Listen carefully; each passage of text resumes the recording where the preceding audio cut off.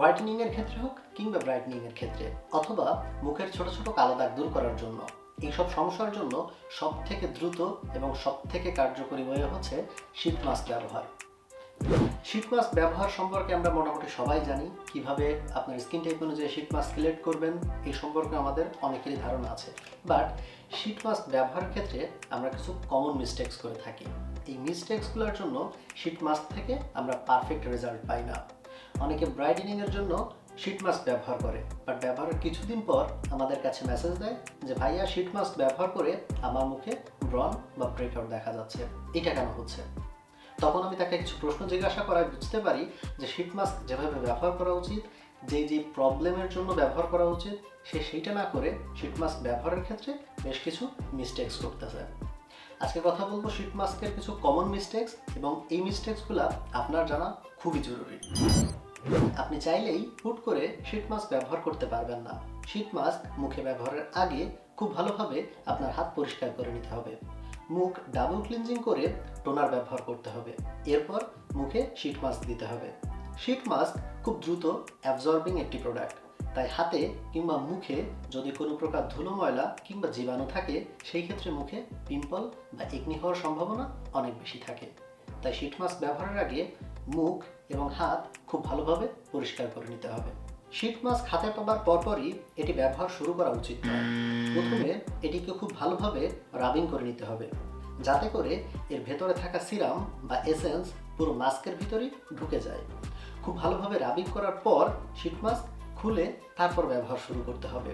আপনি হঠাৎ করে শীট মাস্ক নিয়েই খুলে ব্যবহার শুরু করলে এটির সিরাম বা এসেন্স শীট মাস্কের একদিকে থাকবে, যার ফলে আপনার স্কিন মাত্র একদিকেই আপনি বেনিফিট পাবেন।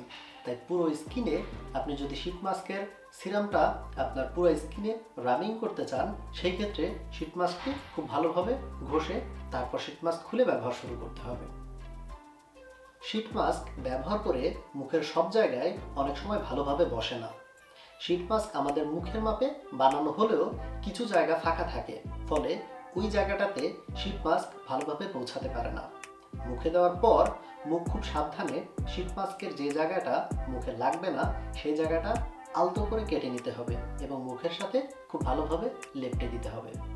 অনেকেই শীট মাস্ক ব্যবহার করার সাথে সাথে প্যাকেটটি ফেলে দেয়। শীট মাস্ক মুখে দেওয়ার পর প্যাকেটটি সাথে সাথে ফেলে দেওয়া যাবে না, কারণ এটির ভিতর থাকা সিরাম খুবই উপকারী। এই সিরাম আপনি আপনার হাত, ঘাড়, গলায় খুব ভালোভাবে মেখে তারপর প্যাকেটটি ফেলে দিন।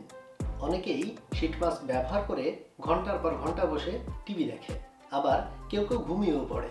শীট মাস্ক আপনার স্কিনে এসেনশিয়াল নিউট্রিয়েন্টস এবং হাইড্রেশন প্রোভাইড করে থাকে। এটি 20 থেকে 25 মিনিট পর মুখ থেকে তুলে ফেলতে হবে। অতিরিক্ত সময় মুখে রাখলে হাইড্রেশন প্রোভাইড না করে স্কিন সেন্সিটিভ করে তুলতে পারে।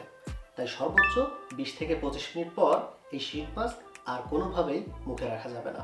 শীট মাস্ক ব্যবহার করার পর মুখ সাথে সাথে ধুয়ে ফেলা যাবে না।